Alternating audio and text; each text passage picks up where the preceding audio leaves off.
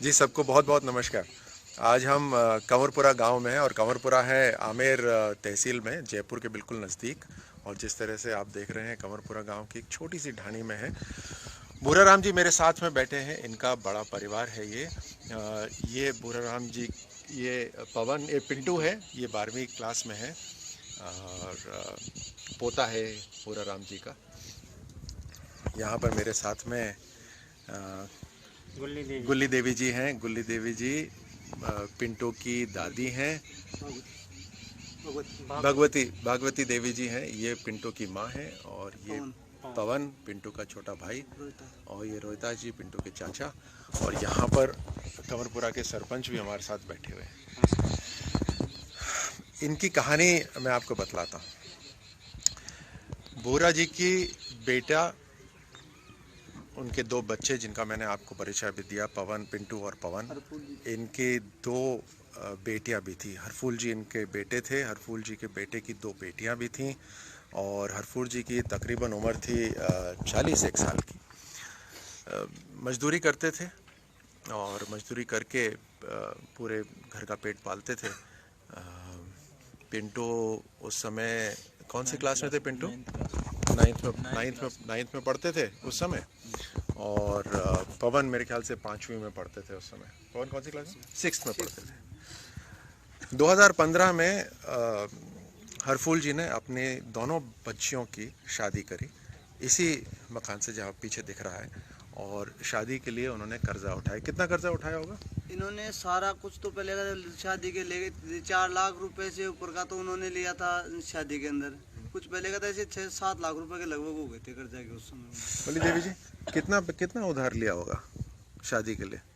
अब लिया जो तो तू सही हाल था, दिया भी कुछ थोड़ा बहुत दे, कुमा और दे भी दिया, पाल पोस कर करार, मेहनत मजदूरी कर करार, क्यों तुम आज तक मिल जाए का गांव में शादियों का बहुत महत्व होता है। बहुत सारे रिश्तेदार आते हैं, खूब रिश्तेदार आते हैं। शादियों का मान पैसे लग गई से खूब पैसे लग जाते हैं, खूब पैसे लग जाते हैं। बहुत सारे रिश्तेदार आते हैं। रिश्तेदार खूब खर्चा तो होता ही है, शादी में खर्चा होता है और उसके लिए कभी कभी उधार भी लेना पड़ता है। मुश्किल ये हुई इस परिवार के साथ कि शादी के कितने दिन बाद? 10-12 दिन, 15 दिन, 10-15 दिन बाद में। नहीं, 30 तारीख का 23 से 15 शादी के तुरंत बाद हरफूल जी का देहांत हो गया। दिल का दौरा पड़ा और सुबह 4 बजे उनका देहांत हो गया। घर में कमाने वाला और कोई भी नहीं था। बच्चे छोटे टाबर छोटे थे, छोटी क्लास में पढ़ते थे। घर में कमाने वाला कोई भी नहीं था। लेकिन यहाँ जो सरपंच जी बैठे हुए हैं, इस सरपंच जी ने, क्योंकि ये सांसद आदर्श ग्राम था, तो इन्होंने एक संकल्प लिया हुआ था कि जितने भी, क्या संकल्प लिया था आपने? हमने संकल्प लिया था भाई, जितने भी हमारे गांव के निवासी हैं उनके हम प्रधानमंत्री जीवन बीमा योजना के तहत बीमा करवाएंगे। और हमने यहाँ पे एनवाई के द्वारा, हमारी विवेकानंदन मंडल है, जिन बच्चों के द्वारा पूरे गांव का सर्वे करवाया, पासबुक कीमती देखी। तो आपने सबके यहाँ जितने भी गांव वाले थे पूरे गांव का करवाया, तीनों गांव के करवाया, कंवरपा, अरनिया, हरचंदपा, तीनों गांव के करवाए थे। इन्होंने सभी गांव के जितने भी लोग थे उनका 330 रुपए का बीमा कराया। अब आमतौर से ऐसे गांव की ढाणी में, आपकी इतनी उम्र हुई, आपको बीमा के बारे में कुछ पता है? नहीं, पता ही नहीं था। अब जीवन निकल गया लेकिन आपको बीमा नहीं मिला। इस परिवार को भी बीमा के बारे में नहीं पता था। ये जो चाचा लगते हैं, इन्होंने बताया क्या हुआ? आगे साथ लगे तो गायब हो गया, आगे साथ लेगा 330 रुपया का बीमा करा दिया। फिर तो आप कह रही हैं कि ये दोस्त थे, साथ में दोनों साथ में गए, और क्योंकि दोस्त थे साथ में तो ये सरपंच जी थोड़े समझदार थे, इन्होंने मिलकर बीमा करा दिया। 330। और वो जो बीमा, ऐसी दोस्ती में जो बीमा हुआ, वो शादी के 15 दिन बाद जब उनका अचानक से देहांत हो गया और इस परिवार के पास कुछ भी नहीं था, उस बीमे के कारण, बोले जी आप बताइए, उस बीमे के कारण क्या हुआ? 2 लाख मिले। क्यों मातु दे बनता क्यों पेट पोषण दिया भी कर लिया, क्यों तो पहुँचता कोई दिया भी माता से कुमार दिया, क्यों मेहनत मजदूरी कर करा दिया से भैया, टाइम पास करा हमारी भैया, मेहनत मजदूरी कर करा दिया। उस बीमे से तुरंत इनको 2 लाख रुपए मिले और एक ऐसे समय जब परिवार के ऊपर इतना बोझ पड़ जाता है, इतना दबाव हो जाता है, उधार भी लिया हुआ था शादी के लिए, उस पैसे की वजह से इन्होंने तुरंत जो खर्चा था वो पैसे लौटा पाए कुछ। यहाँ पर आप जो इधर जो घर देख रहे हैं, ये मकान, इस मकान की छत डलवा पाए। और ख़ास तौर से पिंटू मुझे बता रहा था कि पिंटू के ऊपर इतना भार हो गया था कि पिंटू को एक बार ऐसा लगा कि उसको शायद क्लास छोड़नी पड़ेगी। 9th क्लास में छोड़नी पड़ती मेरे को, पढ़ाई छोड़नी पड़ती। क्यों छोड़नी पड़ती तुम्हें? रोजगार करने के लिए छोड़नी पड़ती मेरे को। अब 9th क्लास का बच्चा क्या रोजगार करेगा, और उसको पढ़ाई छोड़नी पड़ती थी क्योंकि कमाने वाला कोई भी नहीं था इस घर के अंदर। लेकिन उस पैसे के कारण इसकी स्कूल की फीस, खर्चा, यहाँ मकान के ऊपर छत डल गई, वो खर्चा पूरा हो गया, जो उधार लिया हुआ था वो पूरा कर पाए। ये तो छोटी सी क्लास में था, 6ठी में था पवन उस समय। पवन, तुम क्या कर पाते उस समय? कुछ भी नहीं कर पाता है। लेकिन अब आप मैं बता, ये परिवार इतना गरीब है कि ये बोराराम जी यहाँ पर खुद अभी ट्रैक्टर पे काम करने के लिए जाते हैं, ट्रैक्टर पे दिहाड़ी पे जाते हैं ये, और कुछ पैसे कमा पाते हैं। आज सबसे बड़े यही हैं इस घर के अंदर जो कमा पा रहे हैं। लेकिन पिंटू अपनी पढ़ाई कर पा रहा है, और उस कारण से ये लग रहा है कि आगे चलकर ये पिंटू कुछ काम कर पाएगा। जी करना चाहता हूँ आगे। क्या कर रहे हो अभी तुम? अभी ITI चल रही है मेरी, और अब आगे की तैयारी वगैरह। अभी IIT की तैयारी कर रहा है और आगे चलकर ये कुछ कर पाएगा, सिर्फ इसी कारण से कि कुछ दोस्तों ने मिलकर प्रधानमंत्री जीवन ज्योति बीमा 350 रुपये का वो करवा दिया था। हादसे कब हो जाएं कब नहीं ये तो किसी को नहीं पता रहता, लेकिन कम से कम एक ऐसे समय की तैयारी रहे कि जिससे परिवार को किसी के आगे हाथ फैलाने की ज़रूरत नहीं पड़े। ये मजबूती आज इस पूरे परिवार के अंदर आई है। अब इनके घर के अंदर गैस का चूल्हा भी आया हुआ है। गैस का चूल्हा है, उस पर आराम से खाना भी पका पाती हैं, समय भी मिल जाता है। मैं आपको दिखाता हूँ कि यहाँ पर वो आप देख रहे हैं, यहाँ इनकी बकरियाँ हैं, यहाँ पर इनकी भैंस है, तो उससे दूध का खर्चा कम हो जाता है, दूध यहाँ से मिल जाता है उनको, पीने को भी मिल जाता है। वे डेयरी के अंदर लेके आते हैं तो उस डेयरी के अंदर दूध जाता है, उससे खर्चा चल जाता है। कुछ जैसे नरेगा का काम चलता है ग्राम पंचायत के द्वारा, थोड़ा बहुत उससे काम, उस पर मजदूरी जाते हैं। बाकी टाइम जो खेती का काम होता है ना, आसपास के जो भी कोई काश्तकार हैं उनके खेती का काम होता है, उसमें खेती के काम करने में दिहाड़ी पे चली जाती है, उससे इनका खर्चा चल रहा होता है। ये अपना जो खर्चा निकालने के लिए मजदूरी भी करती हैं नरेगा के अंदर। भगवती जी आप बताइए, नरेगा में काम करती हैं? काम और कहाँ पे जाती हैं? खेत हमारे हम बुला लीजिए चल जाऊँ नरेगा में। मेहनत मजदूरी कर जाते हो, 5 रोजगार कर आओ साहब। मेहनत मजदूरी कर लेती हैं, किसी के खेत में काम करने के लिए चली जाती हैं। कहीं भी पालन पोषण बच्चों का पालन पोषण करना ही है किसी न किसी तरह। लेकिन टाइम पास कर आपकी दे दी डेयरी। आज इनके घर में गैस का चूल्हा है, जिसकी वजह से समय बचता है, आराम से ये उस पर खाना पका सकती हैं और समय बचते ये खेतों में जाके काम भी कर सकती हैं। आज इनके घर में प्रधानमंत्री जीवन ज्योति योजना की वजह से वो जो एक ऐसा समय गुजर गया जो कहीं इस पूरे परिवार को दबा देता। मुझे अपनी भाषा में बोल रहे थे, फिर तो टाइम पास करते, बस कहीं मजदूरी में लग जाते और टाइम पास करते। हाँ बस यही था, और क्या था, मजदूरी करते थे, टाइम पास कर ले। पढ़ाई भी छूट जाती और पढ़ाई के मैं आपको आओ पिंटू, चलो मेरे को अपना पूरा घर दिखाओ। ये सामने जो मकान है ना, ये पीछे जो हमारे मकान है, यहाँ पे तुम रहते हो।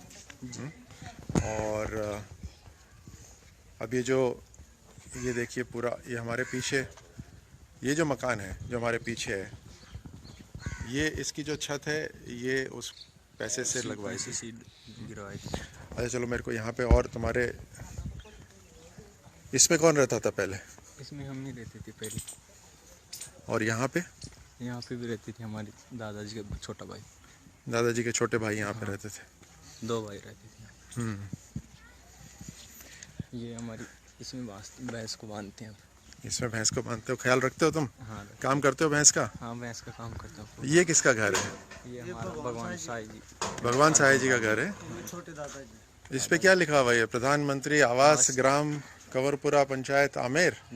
ये मुझसे प्रधानमंत्री आवास योजना के अंदर इनको मिला है, झोंपड़ियों से, और आज ये मकान खड़ा हुआ है प्रधानमंत्री जी की मेहरबानी से। दादी जी नमस्कार। इनको ये दादी जी हैं यहाँ पे बैठी हुई, इनको मुझे सब बता रहे हैं कि इनको सुनाई नहीं देता है, लेकिन बहुत अच्छी लग रही है यहाँ पे बैठी हुई।